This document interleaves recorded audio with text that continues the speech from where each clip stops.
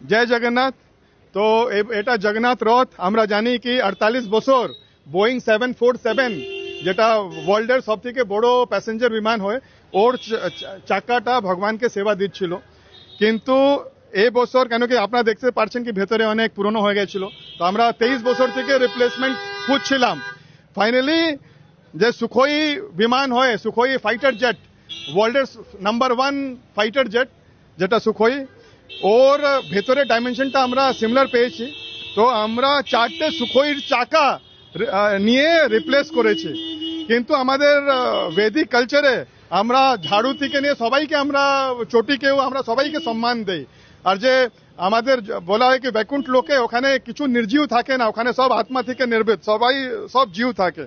তো আমরা ওই স্পিরিটে বোয়িং 747 কে আমরা আজকে রিটায়ারমেন্ট দিলাম।